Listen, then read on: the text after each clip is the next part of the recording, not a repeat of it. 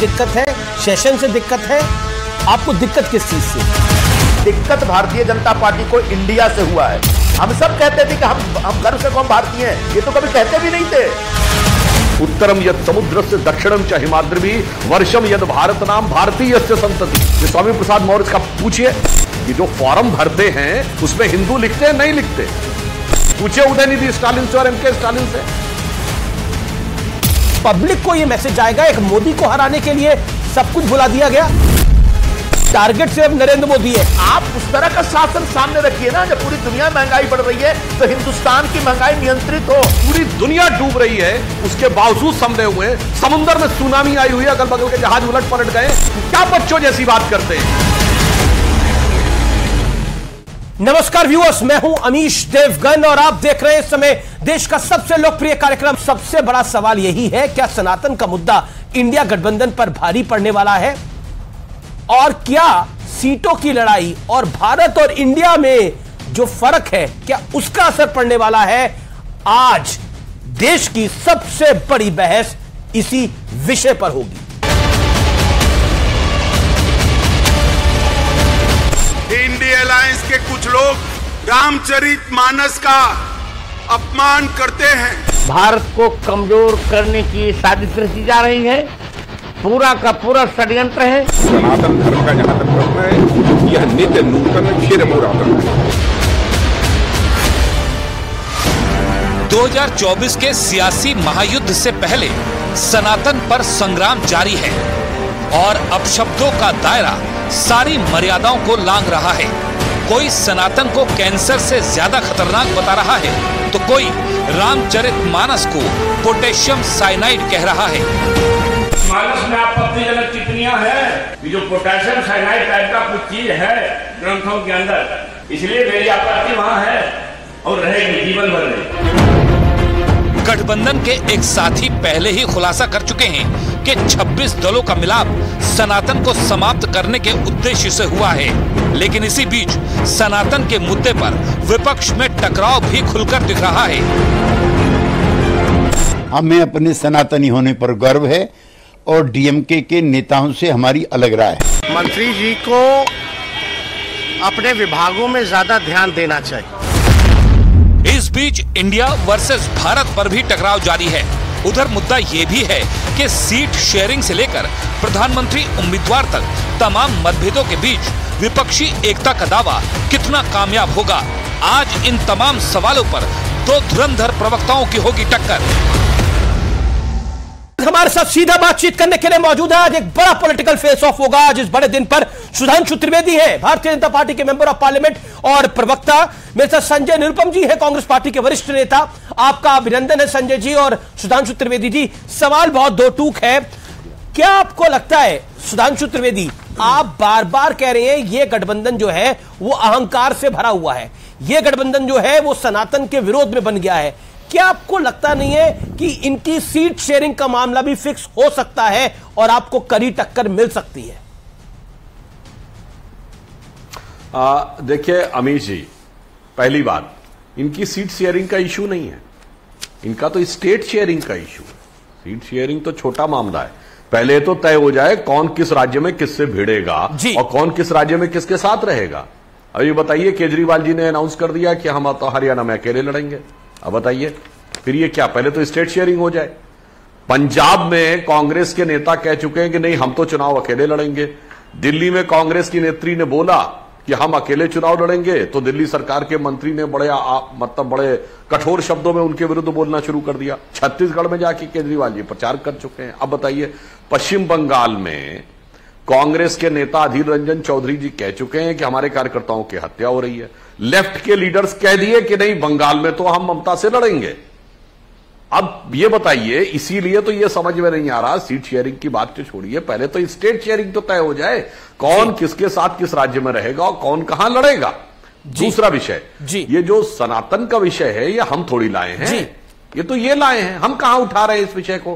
पहले बिहार में चंद्रशेखर जी बोलेंगे शिक्षा मंत्री, फिर स्वामी प्रसाद मौर्य बोलेंगे, फिर जगदानंद सिंह बोलेंगे, फिर उसके बाद उदयनिधि स्टालिन बोलेंगे, उसके बाद राजा बोलेंगे, तब कर्नाटक के इनके मंत्री परमेश्वर बोलेंगे, उसके बाद फिर एक मंत्री बोलेगा।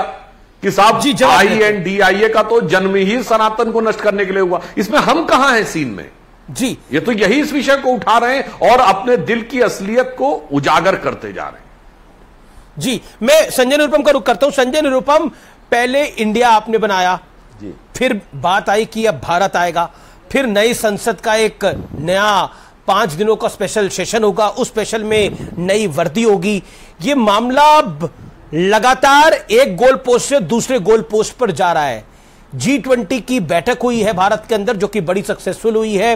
भारतीय जनता पार्टी क्लेम कर रही है कि यह सब कुछ उसके शासन में हुआ है। कांग्रेस कह रही है कि यह कामयाबी भारतीय जनता पार्टी की केवल कैसे हो सकती है। इन सब विरोधाभासों के बीच आपकी एक बैठक भी हो रही है, यानी आपकी गठबंधन की बैठक हो रही है, लेकिन बीजेपी कह रही है कि आपका एजेंडा सिर्फ एक है। जब बहुत सारी पार्टियां एक मंच पे आएंगी तो बहुत सारे आपसी मतभेद होंगे, आपसी बहुत सारे इंटरेस्ट जो हितों के टकराव होंगे, उन टकरावों को दूर करने का एक कार्यक्रम होगा। तो निश्चित तौर पर उन टकरावों को दूर करना है। अभी सुधांशु जी जो कह रहे थे कि अलग अलग राज्यों में ये हो रहा है, देखिए लोकल इश्यूज रहेंगे, लेकिन एक बड़ा जो मुद्दा है ना देश के सामने, वो एक नेशनल मुद्दा है, राष्ट्रीय मुद्दा। और राष्ट्रीय मुद्दे के ऊपर एक इंडिया गठबंधन बना है, जिसके तहत अलग अलग राज्यों की क्षेत्रीय पार्टियां हैं या फिर हमारी कांग्रेस जैसी पार्टियां हैं, और फिर उन सारी पार्टियों को एक मंच पे लाया गया है एक नेशनल मुद्दे पर एकजुट होने के लिए। और नरेंद्र मोदी जी की सरकार का जो कुशासन है, जिस सरकार की तरफ से आम आदमी का कोई ख्याल नहीं रखा जा रहा है, जिस तरीके से महंगाई बढ़ती जा रही है, बेरोजगारी बढ़ती जा रही है, एक पूरे देश में एक ध्रुवीकरण की राजनीति चलाई जा रही है, पूरे देश को मैं कह सकता हूं कि पूरे जाति, धर्म और मजहब के नाम पर तोड़ने का एक षड्यंत्र रचा जा रहा है। इसके खिलाफ एक राष्ट्रीय गठबंधन तैयार हुआ है। तो निश्चित तौर पर उस गठबंधन से मोदी सरकार को, भारतीय जनता पार्टी को बहुत ज्यादा तकलीफ है। इसलिए यहां तक तकलीफ है कि उनको इंडिया शब्द से नफरत हो गई। इंडिया शब्द से नफरत हो गई और इंडिया शब्द के खिलाफ वो खुल करके खड़े हो गए और अब भारत का प्रचार करें। ये वही बीजेपी है जो भारत के प्रस्ताव जब यूपी विधानसभा में आया था तो उसका इन्होंने विरोध किया था। ये वही बीजेपी है जिसने मोदी सरकार के आने के बाद लगातार मेक इन इंडिया और न्यू इंडिया और खेलो इंडिया और कूदो इंडिया और चलो इंडिया और पढ़ो इंडिया और स्किल इंडिया, पता नहीं क्या क्या किया था। तो भारतीय जनता पार्टी निश्चित तौर पर बहुत परेशान है। इसलिए लेकिन आप बड़ा मुद्दा बना करके करके इंडिया को कमजोर करने की कोशिश करें। सुधांशु शार्प रिप्लाई, वो कह रहे हैं कि आप इन तमाम चीजों को मुद्दा बना रहे हैं। ध्रुवीकरण आप करना चाहते हैं, जातिवाद आप करना चाहते हैं, इंडिया के नाम से आप घबराए हुए हैं, वर्दियां आप बदल रहे हैं। हम ध्रुवीकरण नहीं कर रहे हैं। ध्रुवीकरण इसलिए नजर आ रहा है कि दूसरा ध्रुव भी नजर आ रहा है, वरना इससे पहले सिर्फ इस्लामीकरण हो रहा था। ध्रुवीकरण कहां था, दूसरा ध्रुव कहां था? मैं विनम्रता से पूछना चाहता हूं। नहीं सुधांशु, मैं बताता हूं ध्रुवीकरण क्या है। सुधांशु माफ करिए, मैं आपको 10 सेकंड बाद रोक रहा हूं, लेकिन मैं बताता हूं ध्रुवीकरण क्या है। मैं आपकी प्रेस कॉन्फ्रेंस आपको कोट करके बताता हूं। आपने एक प्रेस कॉन्फ्रेंस करी थी, if I remember correctly, 1 year back. आपने बोला 2014 से पहले यह देश आंशिक तौर पर इस्लामिक राष्ट्र था। आपने अपनी प्रेस कॉन्फ्रेंस में यह बात को बोला, जिसका स्ट्रॉन्ग ऑब्जेक्शन लिया कांग्रेस पार्टी ने और कई और विपक्षी दलों ने। What you said, I am quoting you. तो ध्रुवीकरण कौन कर रहा था? हाँ, तो मैं वही कह रहा हूं, तब 2014 से पहले अटल जी के दौर को छोड़ दिया जाए तो इस देश में ध्रुवीकरण नहीं सिर्फ इस्लामीकरण था। अन्यथा कोई सेकुलर देश बता दे पहले तो एक किसी सेकुलर देश में धार्मिक अल्पसंख्यक होता हो। नंबर 2, किसी सेकुलर देश में अल्पसंख्यक मंत्रालय होता हो। नंबर 3, किसी सेकुलर देश में शरिया को संवैधानिक मान्यता प्राप्त हो। नंबर 4, किसी सेकुलर देश में वक्फ बोर्ड होता हो, मौलवियों को सैलरी मिलती हो, ट्रिपल तलाक, मेहरम, हलाला और हज सब्सिडी मिलती हो। और सबसे बड़ी बात, यदि सर्वोच्च न्यायालय और शरिया में मतभेद हो जाए तो सर्वोच्च न्यायालय के निर्णय को रौंद कर संसद शरिया को सर्वोच्च न्यायालय से ऊपर कर दे। मैं शाबानो केस की बात कर रहा हूं। यदि ऐसा किसी सेकुलर देश में होता हो, कांग्रेस के लोग मुझे बता दें, मैं माफी मांगने को तैयार हूं कि हां साहब हमसे गलती हो गई। अन्यथा ऐसा सिर्फ मुस्लिम देशों में होता था। इसलिए मैंने कहा तब ध्रुवीकरण नहीं सिर्फ इस्लामीकरण था। अब हम इस्लामीकरण को वास्तविकता में सेकुलरीकरण एजेंडे के साथ आप 24 में जाएंगे, तो इनको ध्रुवीकरण नजर आ रहा है। इसी एजेंडे के साथ आप 24 में जाएंगे जी? एक लाइन का जवाब, इसी एजेंडे के साथ आप 2024 में जाएंगे? क्या है एक लाइन? एजेंडा तो इनका क्लियर है, हिंदू धर्म के बारे में अनाप शनाप बात करना। हमारा एजेंडा विकास, ठीक है, आपका एजेंडा विकास है। आप देखिए पिछले एक हफ्ते में क्या दिखाई पड़ा।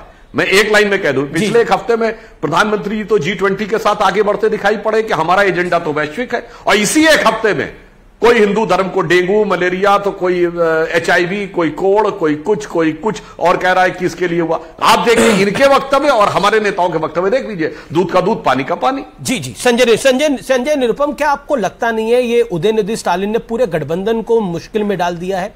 ममता बनर्जी भी इससे एग्री कर रही है कि गलत बोला गया है, किसी धर्म के बारे में ये शब्द नहीं बोलने चाहिए।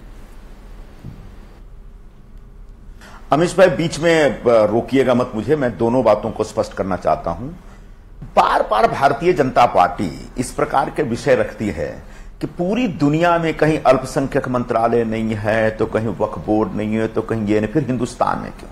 ऐसा है, पूरी दुनिया की कॉपी करने के लिए तो हम अपनी सरकार नहीं चला रहे, अपना देश नहीं चला रहे। हर देश का एक अपना मॉडल होता है, हर देश का एक अपना काम करने का तरीका होता है, हर देश की अपनी जरूरतें होती है, हर देश की अपनी नीतियां होती हैं। उसके हिसाब से हमने अपने अल्पसंख्यक मंत्रालय या वक्फ बोर्ड या तमाम चीजें बनाई। इसके आधार पर अगर आपको निष्कर्ष निकालते हैं कि इस्लामाइजेशन हो रहा है या हिंदुस्तान आंशिक तौर पर इस्लामिक कंट्री हो, तो मुझे लगता है कि ये आपकी जो सोच है ना, उस सोच का संकुचित एक स्वरूप दिखता है और कुछ नहीं है।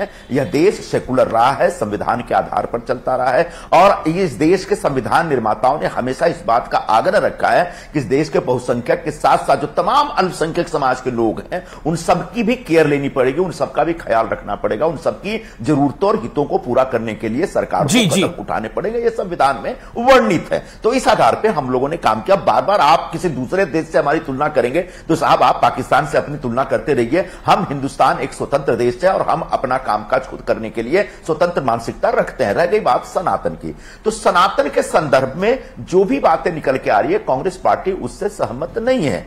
कांग्रेस पार्टी के एक अधिकृत प्रेस कॉन्फ्रेंस में कांग्रेस के महासचिव गठबंधन और जो कम्युनिकेशन डिपार्टमेंट के हमारे जो प्रमुख हैं, उन लोगों ने अपनी बातें रख दी है कि कांग्रेस सर्वधर्म संभाव में विश्वास करती है। किसी धर्म के खिलाफ किसी प्रकार का विश्वमन हम स्वीकार नहीं करते हैं, और किसी धर्म की आलोचना, किसी धर्म की निंदा हमारे कार्यक्रम का हिस्सा नहीं है। और इसलिए अगर किसी स्टालिन साहब के सपुत्र ने अगर कुछ बातें कह दी तो हम उससे सहमत नहीं है। लेकिन इतना बड़ा गठबंधन है तो कोई कहीं कुछ ना कुछ बोलता रहेगा, इसका मतलब नहीं कि सारी बातों के लिए हम जिम्मेदार हो जाते हैं। भारतीय जनता पार्टी इतना बड़ा संगठन है, उसमें कोई एक जाली नोटों का काम करते हुए पाया जाता है, तो क्या पूरे भारतीय जनता पार्टी के जाली नोटों का धंधेबाज कहा जाए? कोई एक सेक्स रैकेट में पाया जाता है। भारतीय जनता पार्टी के नेता तमाम तरह तरह की बातें करते रहते हैं कि भाई कुछ बोला तो बोल दे कि सब लोग पाकिस्तान चले जाओ। तो क्या भारतीय जनता पार्टी की ऑफिशियल नीति है कि भाई सबको पाकिस्तान चले जाना चाहिए, बीजेपी के खिलाफ बोलेगा? तो इस प्रकार की बातों के आधार पर इंडिया गठबंधन को कलंकित करने या उसको कमजोर करने या उसके ऊपर करने के लिए जो भारतीय जनता पार्टी ने अपना कार्यक्रम चला रखा है, सर्वथा निंदनीय है।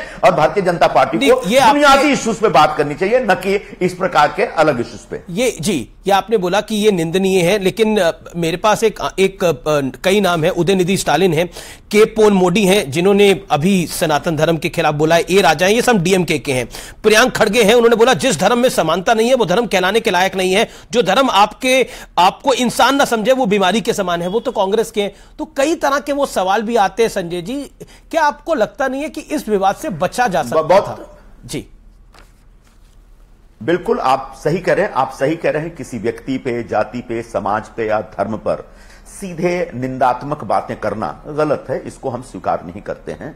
हां, निश्चित तौर पर किसी भी धर्म में, चाहे हिंदू धर्म हो, सनातन धर्म हो या इस्लाम हो या क्रिश्चियनिटी हो, तमाम धर्मों में कुछ न कुछ कुरीतियां हैं और उन कुरीतियों के खिलाफ समय समय पर बोलते रहना चाहिए। और हमारे हिंदू धर्म में जो कुरीतियां, उनके खिलाफ समय समय पर हम बोलते रहे, बल्कि बड़े बड़े आंदोलन होते रहे। जब वो लड़ाइयां लड़ी जाती थी तब उसके खिलाफ भी उस समय का जो एक सनातन धर्म के कट्टर लोग थे विरोध करते थे। बावजूद इसके समाज उन आंदोलनकारियों के साथ खड़ा रहा, उसको हम सलाम करते हैं। आने वाले दिनों में भी बुराइयों के खिलाफ बोलना चाहिए। इसके लिए प्रियांक खड़गे या कोई भी हो, उनको हमेशा आगे बोलना चाहिए कि सनातन धर्म में अगर समानता नहीं है तो गलत है, असमानता के खिलाफ लड़ाई होनी चाहिए। रह गई बात अब इस्लाम के अंदर जो कुरीतियां हैं, बिल्कुल कुरीतियां हैं, हर धर्म में कुरीति होती है, मैं तो स्वीकार कर रहा हूं। तो अब उनकी कुरीतियों के खिलाफ मैं क्यों लड़ूं?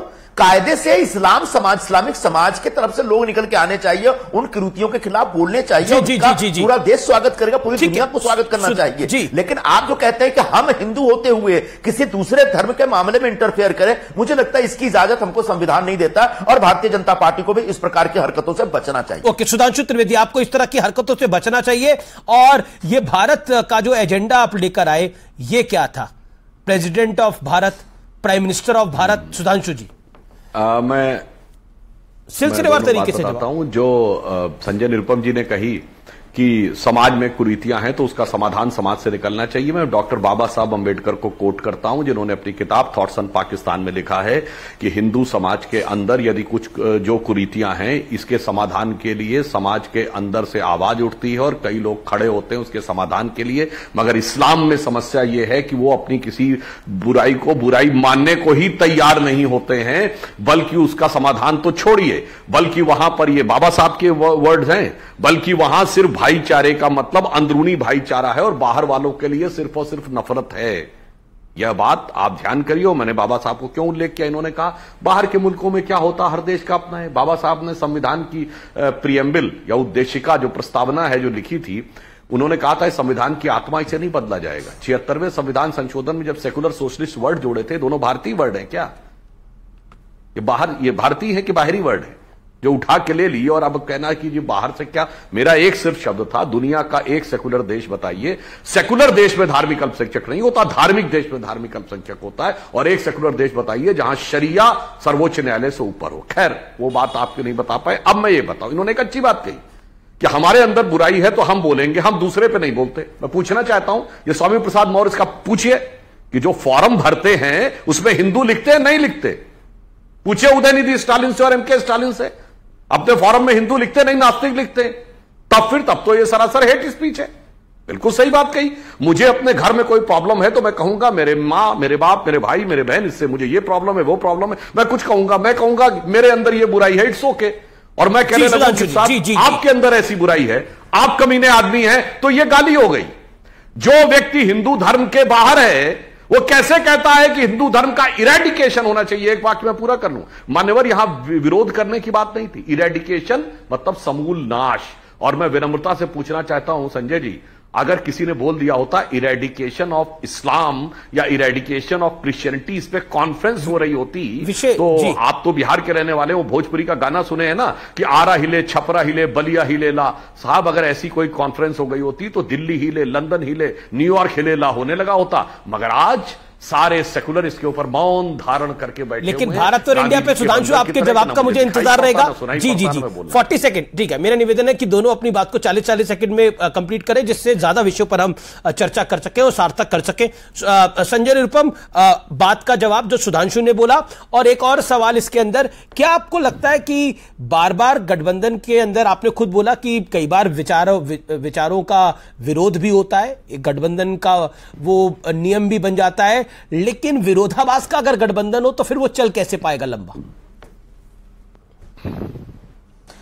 देखिए, अभी जो सुधांशु जी अपनी बातें रख रहे थे उसमें एक बार फिर से वही इस्लाम के खिलाफ हमला और इस्लाम के ऊपर, ठीक है, उनका ही अपना राजनीतिक का एक एजेंडा है तो अपना चला सकते हैं, लेकिन बार बार हम उनके हिसाब से चले और उनके हिसाब से उनकी बातों को माने, ये स्वीकार्य नहीं है। अभी G20 में प्रधानमंत्री नरेंद्र मोदी जी ने एक नारा दिया था कि one earth, one family, one future. वो बहुत अच्छा नारा था और उसके ऊपर सभी लोगों ने उनकी तारीफ की और इस पर किसी को एतराज नहीं हो सकता। लेकिन जब इस प्रकार के विचार आप लेके चल रहे हैं तब मुझे लगता है किसी धार्मिक अल्पसंख्यक के खिलाफ बार बार हंटर चलाना, मुझे लगता है कि मोदी जी के उस बुनियादी अप्रोच के खिलाफ है। इसी तरीके से तुर्की के जो राष्ट्राध्यक्ष आए थे उन्होंने अपने भाषण में क्या कहा कि अगर आप वन अर्थ, वन फैमिली और वन फ्यूचर की बात करते हैं तो इस्लामोफोबिया बंद करिए, जीनोफोबिया बंद करिए, यानी किसी एक धर्म विशेष के खिलाफ जो नफरत का प्रचार कर रहे हैं उसको आप बंद करिए, वरना यह विचार, इस विचार का कार्यान्वयन या इसका पूरी तरह से इंप्लीमेंटेशन संभव नहीं हो पाएगा। एक बात समझ में नहीं आती है कि बीजेपी और प्रधानमंत्री नरेंद्र मोदी पार्लियामेंट का एक सेशन बुला रहे हैं। पहली बार इस देश में ऐसा हुआ है, ये एक सेशन बुलाया जा रहा है, उसका एजेंडा किसी को नहीं बताया गया है, किसी को पता नहीं है। मोदी जी के अलावा या ज्यादा अमित भाई शाह जानते होंगे, इन दोनों लोगों के अलावा किसी को पता ही नहीं कि पार्लियामेंट के 4 दिनों का सेशन क्यों बुलाया गया, इसका उद्देश्य क्या है। और इसके ऊपर जब कांग्रेस की हमारी पूर्व अध्यक्षा और यूपीए की चेयरपर्सन, जो कांग्रेस पार्लियामेंट्री पार्टी की जो प्रमुख है हमारी सोनिया गांधी जी ने जब एक चिट्ठी लिखी कि भाई हमको एजेंडा तो बताओ, अगर आपको समझ में नहीं आ रहा तो हम आपको बता रहे कि ये सारे एजेंडे होने चाहिए, तो उसके ऊपर सरकार कोई जवाब नहीं दे रही है। उसको प्रधानमंत्री जी को राइटिंग में जवाब नहीं दे रहे हैं, लोकसभा के अध्यक्ष भी कुछ नहीं बोल रहे हैं, भारतीय जनता पार्टी के नेता लोग सोनिया जी को चिट्ठी का जवाब दे रहे हैं। ये मुझे लगता है कि बहुत ही बचकाना कार्यक्रम चल रहा है। मुझे लगता है कि इस प्रकार से संसदीय जनतंत्र का संचालन नहीं होना चाहिए। संसदीय जनतंत्र में कोई भी संसदीय कार्यक्रम घोषित होता है तो उससे पहले या उसके आसपास विपक्ष के साथ चर्चा होती है, विपक्ष के साथ मिलजुल करके राष्ट्र का एजेंडा तय किया जाता है और उस एजेंडे को लागू करने के लिए संसद को आहूत की जाती है। लेकिन यहां पर तो बस अपने मन से ही सब कुछ चल रहा है और ये निश्चित तौर पर एक दुखद है। और कहीं ना कहीं हमें लगता है कि एक व्यक्ति संविधान में, देश के कानून में, संसदीय परंपराओं में, लोकतांत्रिक रीति रिवाज में कोई विश्वास नहीं है। बस जो मन में आए वो है कि एक तुगलकी फरमान जो होता है ना, उस तरीके से मैं अपना बड़ा आप कह रहे हैं कि तुगलकी फरमान है। अभी तो विशेष सत्र होगा, चर्चा होगी कि तो बड़ा आवाज बुलंद करते रहिए, हमें कोई फर्क नहीं पड़ता। संजय जी, ये तो आपने बड़ा आरोप लगा दिया। हम पार्टी से पहले भी स्वागत करेंगे, पार्टी के बाद भी स्वागत कराएंगे और पार्टी के दरमियान भी स्वागत कराएंगे। तो ये स्वागतों का सिलसिला चल रहा है। ऐसे स्वागतों के सिलसिले से देश नहीं चलता, देश की संसद नहीं चलती। सुधांशु त्रिवेदी, तुगलकी फरमान है। संजय जी ने बचकाना कहा, उससे पहले मैं इनके शातिराना बात का जवाब दे देता हूं। गजब का तर्क दिया मान्यवर आपने। मैंने सिर्फ यह पूछ लिया कि सर्वोच्च न्यायालय से ऊपर शरिया हो गया तो यह तो इस्लामोफोबिया हो गया, यह धर्म के खिलाफ हो गया। और हिंदू धर्म HIV है, वो एड्स है, वो डेंगू है, मलेरिया है, मच्छर है, नष्ट कर देना चाहिए। ये अभिव्यक्ति की स्वतंत्रता है, इसमें किसी ने कह दिया तो मेरा उससे कोई मतलब नहीं। मान्यवर, इतना भोला मत समझिए देश की जनता को कि ये हिंदू फोबिया नहीं है, ये तो किसी ने कह दिया, बस हमसे उससे कोई मतलब नहीं है। मगर केवल ये पूछ लेना कि एक देश बताइए जहां शरीय से सर्वोच्च न्यायालय के ऊपर हो, वो इस्लामोफोबिया है। अब सोनिया जी वाली बात का जवाब देता हूं। मान्यवर, आप तो कहीं अधिक हमसे वरिष्ठ सांसद हैं, लंबे समय तक रहे हैं। संसद की कार्रवाई किस सत्र में क्या होगी, ये किसमें तय होता है? बिजनेस एडवाइजरी कमेटी में, जिसमें सभी दलों के प्रतिनिधि होते हैं, नेता प्रतिपक्ष भी होता है। तो सोनिया गांधी जी को चिट्ठी लिखने की बजाय अपने लीडर ऑफ द अपोजिशन से पूछना चाहिए था। और यह कब तय होता है? सत्र से 1-2 दिन पहले तय होता है। हर सत्र से पहले ऑल पार्टी मीटिंग होती है। 18 से सत्र है, 17 को भी ऑल पार्टी मीटिंग होगी जी। उससे पहले एजेंडा भी बिजनेस एडवाइजरी कमेटी। सुधांशु, आप कहने की कोशिश करें कि कभी भी संसद का विशेष सत्र बुलाया जाता है। सुधांशु, आप कहने की कोशिश कर रहे हैं कि जब भी विशेष सत्र बुलाया जाता है तब एजेंडा क्लियर नहीं किया जाता है इतने दिन पहले। You are trying to say this? नहीं। Then what? नहीं, मैं कह रहा हूं कोई भी सत्र बुलाया जाता है उसका एजेंडा बिजनेस एडवाइजरी कमेटी में तय होता है। यदि बिजनेस एडवाइजरी कमेटी की मीटिंग के अलावा किसी को नहीं पता होना चाहिए उससे पहले कि क्या एजेंडा है, जो उस मीटिंग होने से पहले यदि कोई कहे कि मुझे एजेंडा पता होना चाहिए तो यह बचकानी हरकत है, या यूं मैं कहूं ये संजय जी तो अनुभवी व्यक्ति हैं, कई बार सांसद रह लिए, इसीलिए तो मैं कह रहा हूं ये बचकाना नहीं, ये शातिराना स्टेटमेंट है। ओके, संजय निरुपम, आप शातिराना स्टेटमेंट दे रहे हैं और कह रहे हैं कि नरेंद्र मोदी ने तुगलकी फरमान दे दिया है। बीजेपी कह रही है कि ये शातिराना है और ये पॉलिटिकली मोटिवेटेड है। संजय निरुपम सोच समझ के डाइवर्ट कर रहे हैं पूरे टॉपिक को। हमको कोई डाइवर्ट करने की जरूरत नहीं है। आप खुद ऐसे मुद्दे देते हैं जिसकी वजह से पूरे देश में कहीं ना कहीं आपकी आलोचना होना शुरू हो जाती है। संसद का सत्र बुलाने से पहले संसद के सत्र की तारीख क्या होगी, क्या होनी चाहिए, निश्चित तौर पर बिजनेस एडवाइजरी कमेटी बैठती है, बिजनेस एडवाइजरी कमेटी तय करती है। अगर बिजनेस एडवाइजरी कमेटी नहीं बैठ पा रही है तो भी यह सरकार की जिम्मेदारी बनती है अपने कैबिनेट की तरफ से फैसला करके लोकसभा सचिव महासचिव को जब इंफॉर्मेशन देते हैं, इंटीमेशन देते हैं, तो निश्चित तौर पर बताया जाए कि इस स्पेशल सत्र का एजेंडा क्या है। इससे पहले और कितने स्पेशल सत्र, उसके सारे इतिहास का अगर अन्वेषण शुरू किया जाए तो बहुत सारे निकलेंगे। लेकिन एक स्पेशल सत्र मुझे आज भी याद है, जब संगमा जी स्पीकर हुआ करते थे तब एक भारतीय लोकतंत्र, मेरे ख्याल से 87 की बात है, हाँ, हमारी आजादी के 50 साल पूरे हुए थे, तब बाकायदे स्पेशल सत्र 4 दिन का बुलाया गया था। उससे पहले ही एजेंडा घोषित कर दिया गया था। एक एक दिन के कार्यक्रम की घोषणा कर दी गई थी, तो और विषय भी दे दिया गया था। पहली बार मैं ऐसा सुन रहा हूं कि लोकतंत्र का ये भारतीय संसद का एक स्पेशल सेशन बुलाया जा रहा है जिसका कोई एजेंडा किसी को पता ही नहीं। संजय जी, आपको भारत से दिक्कत है, सेशन से दिक्कत है, आपको दिक्कत किस चीज से है? भारत से हमको कोई दिक्कत नहीं है। इस देश के किसी भी व्यक्ति को भारत से दिक्कत नहीं हो सकती। हां, दिक्कत भारतीय जनता पार्टी को इंडिया से हुआ है। और हम बार बार कहते हैं कि जितना ज्यादा हमारी विरासत का हिस्सा भारत है, उतना ही ज्यादा हमारी विरासत का हिस्सा इंडिया है। और तभी हमारे संविधान निर्माताओं ने इंडिया दैट इज भारत लिखा। लेकिन जैसे ही विपक्षी गठबंधन का नाम इंडिया होता है, इनको अचानक छटपटाहट हो जाती है और इंडिया नाम से ही नफरत हो जाती है, और तब ये लेके आते हैं भारत। तब बिल्कुल भारत, अच्छा आप प्रेसिडेंट ऑफ भारत लिखने का क्या लॉजिक है? ठीक है, लॉजिक अभी पूछ लेते हैं संविधान में, लेकिन इसमें इंटरेस्टिंग बात है कि एक मिनट, प्रेसिडेंट ऑफ इंडिया लिखा जाता रहा है, प्राइम मिनिस्टर ऑफ इंडिया लिखा जाता रहा। अगर आपको इतना इंडिया पे पहले से ऐतराज था, जिस दिन से आप सरकार में आए 2014 में, तो तभी आपने कहा होता कि हम मेक इन इंडिया भी नहीं बनाएंगे, तभी आप कहा होता कि हम डिजिटल इंडिया भी नहीं अनाउंस करेंगे, तभी आप कहते कि न्यू इंडिया भी नहीं होगा, सब new Bharat, make in Bharat और मेक इन क्या डिजिटल भारत होगा।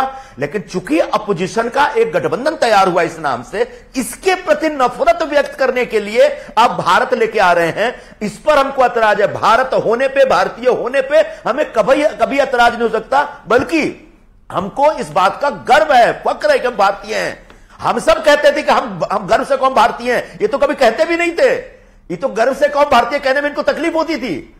तो ठीक है, सुधांशु जवाब देना चाह रहे हैं। जो इस प्रकार का एक नैरेटिव बनाने की कोशिश कर रही है कि इंडिया वाले भारत से नफरत करते, गलत है। बहुत फिर से इसकी जी मैं इस पर जगत कोई हमारा प्लान नहीं, क्योंकि ये इंडिया जो और भारत विवाद चल रहा है, इसके ऊपर जगत गुरु रामभद्राचार्य जी, जाने माने जगत गुरु हैं, बहुत ज्ञानी हैं, उनके नेत्र नहीं है लेकिन वो बहुत पढ़े लिखे हैं। उन्होंने क्या कहा है वो भी मुझे बताना यहां आवश्यक हो जाता है। जगत गुरु रामभद्राचार्य जी ने कहा कि इंडिया कोई नाम ही नहीं था, इंडिया अंग्रेजों के द्वारा दिया गया नाम है, हमारा असली नाम भारत है और भारत से भारती है, भारत से ही महाभारत है और इसीलिए हमारा नाम भारत है, भरत से भारत होता है। ये उनका विचार है। फिर मैं इस विषय पर आता हूं, सुधांशु त्रिवेदी, ये रामभद्राचार्य जी को मैंने कोट किया, लेकिन मैं फिर विषय पर आता हूं। अगर आप, और ये बात मैं संजय निरुपम कह रहे हैं इसलिए नहीं कह रहा, ये सवाल पूछ रहा, संजय निरुपम की एक बात लेजिटिमेट है। वो लेजिटिमेट ये है कि अगर आपको भारत करना ही था तो 2014 से शासन में आप हैं, 9 years is a long time, 9 साल एक लंबा समय था, आप भी पहले भी कर सकते थे, लेकिन अभी गठबंधन के बाद क्यों? तो संदेह पैदा करता है टाइमिंग, क्वेश्चन मार्क पैदा करता है टाइमिंग। मैं पहली बात, जब अगर संविधान में इंडिया और भारत दोनों लिखा है और हमने प्रेसिडेंट ऑफ भारत कह दिया, तो नफरत किसके मन में आई? प्रेस कॉन्फ्रेंस करके तो जयराम रमेश बोले कि ये भारत करके नाम बदलना चाहते हैं। हमने तो नहीं कहा, हमने इंडिया के खिलाफ कोई वक्तव्य दिया हो तो बताइए। इन्होंने भारत के खिलाफ ऑफिशियल वक्तव्य दिया, ऑफिशियल लिखने के खिलाफ, तो ये बात बहुत स्पष्ट हो जाती। और दूसरा मैं एक और बात पूछना चाहता हूं, देखिए मान्यवर, अगर आपने ये बात कही तो हम तो आज से क्यों, 2014 क्यों, आइए 1980 और 1951 में आइए। हमारी पार्टी का नाम भारतीय जनता पार्टी है, अंग्रेजी में भी भारतीय जनता पार्टी है। हमारी पार्टी का नाम भी भारतीय इंडियन जनता पार्टी नहीं बोलते अपने को। आप कहते हैं कि भारतीय राष्ट्रीय कांग्रेस हिंदी में और इंडियन नेशनल कांग्रेस अंग्रेजी। वो कह रहे हैं हमारी पार्टी का नाम भी भारतीय कांग्रेस है। चाह रहा हूं कि हम भारतीय, मैं उसी पे तो बोल रहा हूं। आप हिंदी में कहते हैं भारतीय राष्ट्रीय कांग्रेस और अंग्रेजी में कहते हैं इंडियन नेशनल कांग्रेस। हम हिंदी अंग्रेजी दोनों में भारतीय जनता पार्टी हैं, और जब जनसंघ थे तो भी हिंदी अंग्रेजी दोनों भारतीय जनसंघ थे। इसलिए जो आपने कहा, यदि ट्रांसलेशन की बात है तो भारत का ट्रांसलेशन इंडिया है, पर यदि विरासत की बात इन्होंने कही तो मुझे घोर आपत्ति है इनकी बात से। मैं रामभद्राचार्य जी, जिन्हें प्रज्ञा चक्षु कहा जाता है, शायद कांग्रेस के प्रज्ञा चक्षु नहीं खुले हैं, विरासत में तो इंडिया गुलामी की विरासत को रिप्रेजेंट करता है और भारत के स्व को रिप्रेजेंट करता है। ये क्यों, मैं पूछना चाहता हूं। इंडिया दैट इज भारत, मैं इसका जवाब देना चाहूंगा। संविधान में आया ना, 47 से पहले तो कहीं भारत नहीं लिखा जाता था। 47 से पहले बताइए किसी सरकारी उसमें गवर्नमेंट ऑफ इंडिया एक्ट 1935 कहीं भारत लिखा था? कांग्रेस ने प्रोविंशियल असेंबलीज में सरकारें बनाई 37, 46, जब कभी शपथ ली तो कहीं भारतीय लिखा था, और कांग्रेस का नाम कहीं इंडियन नेशनल कांग्रेस के अलावा भारतीय राष्ट्रीय कांग्रेस आजादी के बाद बना। इसीलिए मैं कहना चाहता हूं कि विरासत में तो दोनों में जमीन आसमान का अंतर है। अनादिकाल से भारत के लिए कहा गया है, उत्तरम यद समुद्र से दक्षिणम च हिमाद्री वर्षम यद भारत नाम भारतीय संतति। और आज भी पूजा में भी आप कहते हैं जम्बू द्वीपे आर्यावर्ते भारत खंडे, तो भारत नाम सदैव से भारत का अर्थ है, अब सुनिए, भा का अर्थ होता ज्ञान का प्रकाश और रथ का अर्थ होता लगा हुआ, यानी जो सदैव ज्ञान के प्रकाश में रथ है वो भारत है, जो एक जीवंत सत्ता है। और इंडिया का अर्थ है इंडस रिवर के इधर का हिस्सा, तो जो जमीन के टुकड़े को रिप्रेजेंट करता है वो इंडिया है, और जो शाश्वत आध्यात्मिक ज्ञान के प्रतीक को रिप्रेजेंट करता हो भारत। तो विरासत में बहुत अंतर है, ट्रांसलेशन में दोनों बराबर है। पर राहुल गांधी ने क्या कहा है, ये नहीं कहा ट्रांसलेशन की लड़ाई है, उन्होंने कहा आइडिया की लड़ाई है। ये जो व्हाट्सएप ज्ञान है ना, ये आप अपने पास रखिए। मैं संजय जी कष्ट के साथ कहना चाहता हूं कि व्हाट्सएप ज्ञान नहीं, इस प्रकार की बात आप लोगों को मूर्खतापूर्ण बात नहीं करनी चाहिए। आज वर्ल्ड ग्लोबल इकोनॉमी है कि नहीं? मनमोहन सिंह ग्लोबल इकोनॉमी बनाए थे, क्या बच्चों जैसी बात करते हैं?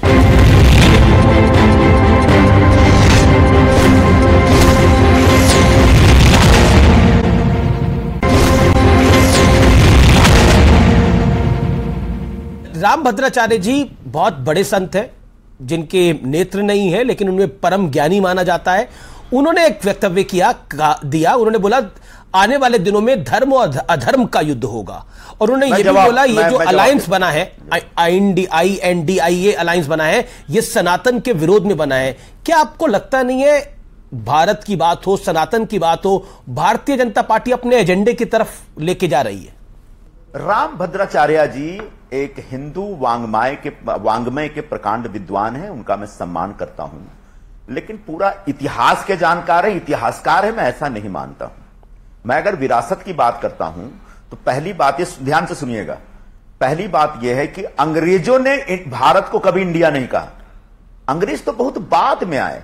अंग्रेजों के आने से पहले जो पहला एक इतिहास दिखता है, जब वो क्रिस्टोफर कोलंबस एक समुद्री यात्रा पर निकलते हैं तो वो इंडिया ढूंढने जाते हैं। स्पेनिश राजा ने उसको फंडिंग की थी, और जब इंडिया ढूंढने जाते हैं तो कहीं जाके अमेरिका के तट पे उतर जाते हैं, बोला मुझे इंडिया मिल गया। बाद में पता चलता है इंडिया है ही नहीं, वो पूरब की जगह पश्चिम चले गए थे। यानी इंडिया 1100-1200 के आसपास, 1300-1400 उस दरमियान भी था, तब अंग्रेज नहीं आए थे यहां पे, और तब अंग्रेजों का भारत से कोई लेना देना भी नहीं था। एक दूसरी बात, मेघास्त्रिज लिखते हैं, जो एक ग्रीक वो थे, एक इतिहासकार थे, जब वो इंडिया आते हैं तो वो एक किताब लिखते हैं इंडिका, और वो कहते हैं कि ये जो भूभाग है इसका नाम है इंडिका, और उसके नाम से उन्हें इंडिया के बारे में, तो ये सब बहुत हमारे जानकारों ने कहा है। इंडस रिवर की वजह से इंडिका बना, इंडिका की वजह से लोगों ने इंडिया बोला, तो इंडस रिवर भी भारत की विरासत का एक हिस्सा है। ठीक है, अब हम कह सकते कि हमको गर्व है कि वो सिंधु नदी है, तो भारत हमारा नाम है, लेकिन पूरी दुनिया ने हमको इंडिया बोला, और आज से नहीं, अंग्रेजों के कहने से नहीं, ये भी अनादिकाल से चलता आ रहा है, जब से पूरी दुनिया है, जब से पूरा एक जगत है। तो निश्चित तौर पर हमारी पहचान पूरी दुनिया के नजर में इंडिया रहा, वो सिर्फ ट्रांसलेशन नहीं बल्कि एक भारत की पहचान भी है। हां, भारत की हमारी जो अंदरूनी पहचान है वो भारत की परंपराएं है, भारत का धर्म है, भारत की संस्कृति है, भारत की अपनी विरासत है। लेकिन इंडिया और भारत एक दूसरे के टकराव में है, मैं ऐसा नहीं मानता। इंडिया और भारत एक दूसरे के साथ चल सकते हैं, मैं ऐसा मानता हूं। और जब इंडिया को मिटाने का एक षड्यंत्र शुरू होता है भारत के नाम पे, तो निश्चित तौर पर हिंदुस्तान को तोड़ने का एक षड्यंत्र दिखता है। बड़ा निश्चित तौर पर कहीं ना कहीं आप जानबूझ करके हम सबको यह साबित करने में लग जाते हैं कि हम भारत शब्द के खिलाफ है। कोई भारत शब्द के खिलाफ नहीं है, भारत की परंपरा के खिलाफ हम नहीं जा सकते, भारत के मान सम्मान के खिलाफ हम नहीं जा सकते, लेकिन आप राजनीतिक एजेंडा चलाने के लिए जिस तरीके से इंडिया का विरोध कर रहे हैं उसका भी हम विरोध करेंगे। और इस विरोध का मतलब यह नहीं हम भारत का विरोध कर रहे हैं, इंडिया का विरोध कर रहे हैं राजनीतिक एजेंडा चलाने के लिए। सुधांशु, आप इंडिया का विरोध कर रहे हैं राजनीतिक एजेंडा चलाने के लिए, जवाब इस बात का? जो कुछ बोला संजय जी ने उन्हीं की बात से लेता हूं। खुद बोल गए कि कोलंबस ने इंडिया नाम दिया और मेगास्थनीज ने नाम दिया, तो स्वीकार कर लिया ना विदेशियों का दिया हुआ नाम। अरे भाई, कोलंबस ने इंडिया नाम दिया, पूरी दुनिया इंडिया बोलती थी। सबसे पहले कोलंबस ने इंडिया नाम नहीं दिया, क्यों? आप बात को समझते नहीं है। अरे भाई, पूरी दुनिया उस समय भारत को इंडिया करके पहचानती थी, और उस इंडिया को तलाश करने की कोशिश हो रही थी पूरी दुनिया की तरफ से। और तब जब सुधांशु जी, फिर आप गलत बात बोल लीजिए। आप जो मैंने नहीं बोला है वो आप मत बोलिए प्लीज। क्रिस्टोफर ने भारत का नाम इंडिया नहीं रखा, मैंने कभी नहीं बोला ऐसा। मैं ये कह रहा हूं कि जब क्रिस्टोफर कोलंबस, आपने कहा इंडिया को खोजने निकला था, तभी नाम इंडिया था, यही था ना आपका मतलब? रुको ना जरा, रुको ना, हां, तो पूरी दुनिया उस समय हमको इंडिया बोलती थी, अंग्रेज हमको इंडिया नहीं बोले। अंग्रेज तो बहुत बाद में आते हैं, उसके पहले मेघास्थनी चंद्रगुप्त मौर्य के जमाने में आते हैं, वो इंडिका लिखते हैं, वो भी इंडिया को इंडिया ही बोलते हैं। यानी पूरी दुनिया हमको इंडिया के नाम से जानती थी, हम अपने आप को भारत के पहचान से जोड़ करके रहते थे, इसमें कोई एतराज नहीं हो सकता। ठीक है, जवाब सुधांशु आप लोग बात को ट्विस्ट करते हैं। अब मैं जवाब दे लूं संजय जी, ये गलत है संजय जी। अब मैं आपको जवाब दे, आपने बिल्कुल सही बोला, मैं आपकी बात, अरे भाई अब आप इतना बोल चुके, अब तो हमें बोलने दीजिए मान्यवर। आपने बोला, मैं आपकी बात का समर्थन सही बोलिए, बिल्कुल उन्होंने सही तथ्य बोला है। सबसे पहले ये इंडिया नाम का उल्लेख आता है मेगस्थनीज, जो कि 3rd सेंचुरी बीसी में आता है। वो यूनान से, वो चंद्रगुप्त मौर्य के राज्य में एम्बेसडर बन के आता, उसने किताब लिखी इंडिका। वो पूरी तरह अवेलेबल नहीं है, मगर फ्रैगमेंट्स ऑफ इंडिका अवेलेबल हैं। वो पहले इस भारत को इंडिक, और वहां से वो इंडिया नाम देता है, और वहां से इन्होंने कहा कि पूरी दुनिया हमें इंडिया के नाम से जानती थी। बिल्कुल यही तो हम भी कहना चाहते हैं। ये विदेशियों का दिया हुआ नाम था और विदेशियों का दृष्टिकोण था। आप उस दृष्टिकोण के साथ रहना चाहते हैं कि यूरोप और ग्रीस हमको जिस नजरिए से देखता था, उस नजरिए का नाम है इंडिया, और आपने कहा हम अपने को भारत समझते नहीं। मैं आप ही का वाक्य नहीं, हम ये भी नहीं हम कह रहे। अपने स्व का जो अनुभव करते हैं वो है भारत। तो बस इस आइडिया, चूंकि अब राहुल गांधी ने कहा यह आइडिया की लड़ाई है, तो यह उस आइडिया की लड़ाई है कि भारत को यूरोप के नजरिए से देखा जाएगा या भारत को भारत के विचार से अनुभव किया जाएगा। यदि फिर मैं कह रहा हूं ट्रांसलेशन में दोनों बराबर हैं और आइडिया में दोनों में यह अंतर है, और उसी आइडिया की वजह से आपको कभी कभी लगता है, अब मैं कहूंगा जब तक इंडिया को प्रोमिनेंट मानने वालों का शासनकाल था, इस देश की ग्रोथ रेट 2% के आसपास रहती थी। 70 और 80 के दशक में जब इंदिरा जी और राजीव जी की जलवाए जलाल वाली 2-2 चौथाई बहुमत की सरकारें रहती थी, और जब से हम लोग का आया है तब से लगातार अटल जी के जमाने से लेकर मोदी जी के जमाने तक आज 7.8% की ग्रोथ रेट है, जो सारी वर्ल्ड की बिगेस्ट इकोनॉमी में सबसे आगे है। तो मैंने इसलिए कहा, बिल्कुल आपने सही बात कही, आपकी बात का 100% समर्थन करता हूं। आपने एजेंडा बिल्कुल साफ कर दिया कि भारत को विदेश के नजरिए से देखना है या भारत को अपने नजरिए से देखना है। जी मैं संजय निरुपम, मैं इस चर्चा को थोड़ा और डाइवर्ट करता हूं, और डाइवर्ट करके विषय पर लेकर आता हूं। प्रधानमंत्री के कई कैंडिडेट हैं, मैं कोट करता हूं। लल्लन सिंह कहते हैं नीतीश कुमार देश को नेतृत्व देने में सक्षम है और देश को नेतृत्व देने के लिए खड़े हैं। संजय राउत कहते हैं कि पीएम पद के लिए हमारे पास बहुत सारे विकल्प हैं। प्रियंका चतुर्वेदी कहती हैं उद्धव ठाकरे पीएम उम्मीदवार हैं। संजय निरुपम यानी आप खुद कहते हैं कि राहुल गांधी, हमारा कार्यकर्ता चाहता है कि राहुल गांधी पीएम बने। आम आदमी पार्टी कह रही है अरविंद केजरीवाल बने। एसटीएसएन कह रहे हैं कि अगर कोई प्रधानमंत्री बनने के लायक है तो वो अखिलेश यादव लायक है। यानी प्रधानमंत्री की रेस तो एक है ही, दूसरी रेस है दिल्ली के अंदर आप लोग आम आदमी पार्टी के खिलाफ लड़ना चाहते हैं स्टेट में, और सेंटर में उनके साथ होना चाहते हैं। हरियाणा में दोनों जगह लड़ना चाहते हैं। छत्तीसगढ़ में वो आपकी सरकार को भ्रष्टाचारी कह के आते हैं। तो आपको लगता नहीं है विरोधाभास बहुत सारे हैं, तो पब्लिक को यह मैसेज जाएगा एक मोदी को हराने के लिए सब कुछ भुला दिया गया, टारगेट सिर्फ नरेंद्र मोदी है। बीजेपी और एनडीए बार बार यही बात कह रही है। संजय जी, मैं आपके मुद्दे पर आता हूं अमीश भाई, लेकिन उससे पहले मैं एक लाइन स्पष्ट कर दूं जो सुधांशु जी ने दिग्भ्रमित करने की फिर कोशिश की है। आइडिया ऑफ इंडिया और भारत की अवधारणा दोनों एक दूसरे के खिलाफ नहीं है, दोनों एक दूसरे के साथ हैं, दोनों एक दूसरे के पर्यायी हैं, दोनों में एक दूसरे के साथ एक अन्योन्याश्रय संबंध है। तो इसलिए इस प्रकार की कोई बात मत कहिए कि इंडिया बोला मतलब विदेशी हो गया, भारत बोला मतलब देशी हो गया, ऐसा कुछ नहीं है। रह गई बात प्रधानमंत्री पद के उम्मीदवार की, हमने बार बार कहा है कि जितनी पार्टियां इंडिया गठबंधन का हिस्सा है, उन पार्टियों के कार्यकर्ता निश्चित तौर पर चाहेंगे कि उनका नेता प्रधानमंत्री बने, और इसमें कुछ भी गलत बात नहीं है, यह बड़ा स्वाभाविक है, क्योंकि हर पार्टी के कार्यकर्ता चाहते हैं मेरा नेता इस देश का प्रधानमंत्री बने। इसलिए अलग अलग पार्टियों के कार्यकर्ताओं की तरफ से इस प्रकार की बातें आएंगी। लेकिन इंडिया गठबंधन का ऐसा कोई अभी तक ये प्रायोरिटी है ही नहीं हमारे लिए। हमने बार बार कहा कि भाई प्रधानमंत्री कौन होगा इलेक्शन के बाद, पर देश के लिए तो प्रायोरिटी होगी ना कि देश को ऑप्शन क्या मिल रही है। मोदी के विरोध में कौन? मोदी के विरोध में मोदी जी के जो कामकाज हैं, उन कामकाज के खिलाफ ही हमको चुनाव लड़ना है। आप कहते हैं आपके मोदी के राज में जीडीपी बढ़ गया, मैं कहता हूं जीडीपी घट गया, बल्कि जीडीपी डॉक्टर मनमोहन सिंह के काल में बेहतर था, 2% ज्यादा थे हम लोग।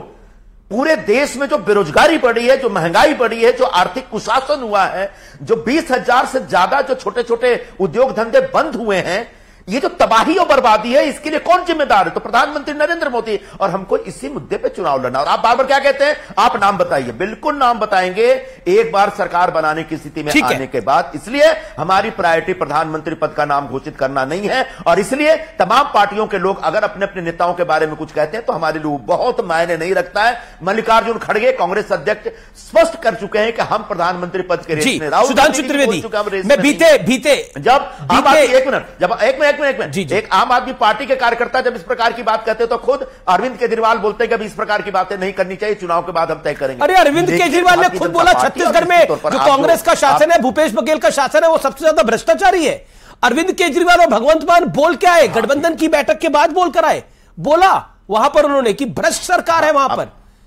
अब ये आप आता हूं उस मुद्दे पर भी आता हूं, उस मुद्दे अब ये आपका दूसरा विषय है। नहीं, मैंने दूसरा विषय नहीं, ये भी एक विषय है। पार्टियां जी नहीं, एक मिनट रुको ना अभी जरा रुको। अब आप इतना एक्साइटेड मत हो जाओ अब सुधांशु त्रिवेदी की तरह। एक मिनट रुक जाओ जरा सा।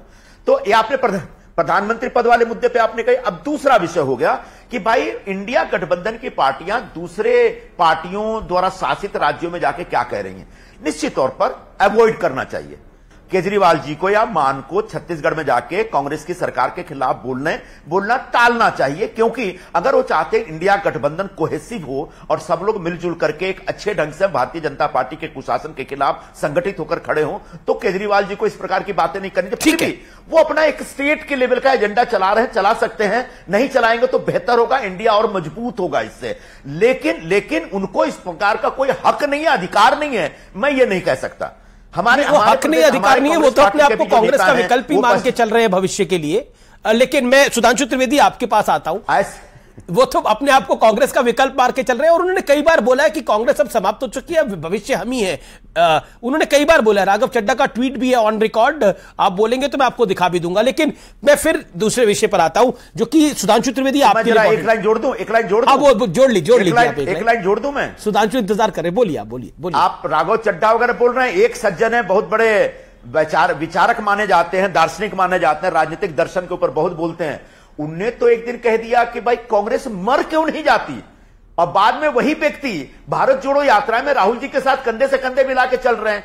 हो सकता है पहले उनके मन में इस प्रकार के विचार रहे होंगे कांग्रेस के लिए। समझ गया आपका इशारा किसकी तरफ है, गलत थे और उसमें समझ गया आपका इशारा किसकी तरफ है, मैं समझ गया आपका इशारा किसकी तरफ है। लेकिन आपने तीर बिल्कुल निशाने पे मारा है,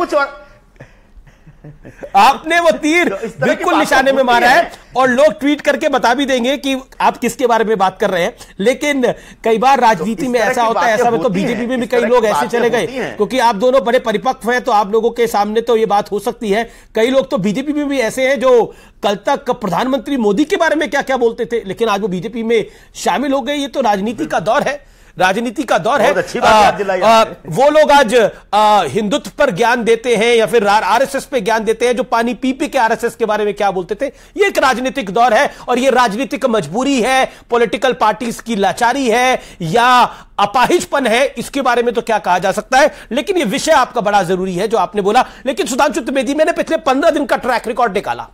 पहले वन नेशन वन इलेक्शन, फिर संसद का स्पेशल सेशन, फिर भारत, फिर इंडिया, फिर G20 में भारत की एक बड़ी कामयाबी हुई है, इससे कोई इंकार नहीं कर सकता। G20 की एक बड़ी उपलब्धि, भारतीय जनता पार्टी ने एक एजेंडा सेट करने की कोशिश करी है और हर दिन 2024 के चुनाव की बात करी है, डायरेक्टली इनडायरेक्टली। हमारा एजेंडा है जन कल्याण, विकास, राष्ट्रीय सुरक्षा, आत्मगौरव, और निवारण किसका करना है? भ्रष्टाचार, परिवारवाद और तुष्टीकरण। अब बाकी आप मुद्दे का कयास लगाते रहिए और उस पर बहस करते रहिए तो अपनी एक अलग बात है। हमने जो बात नहीं, इसके अंदर अमीश देवगन कयास लगा रहा है, ऐसा नहीं है। वन नेशन वन इलेक्शन पर आपने कमेटी बनाई, फॉर्मर प्रेसिडेंट इससे पहले किस कमेटी में गए? Point number 1। Point number 2, Bharat वाला विषय आप लेकर आए, दोनों प्रेसिडेंट ऑफ भारत आपने लिखा, ये मेरे लिखने से थोड़ी हो जाएगा। कोई नई बात हमने कही है?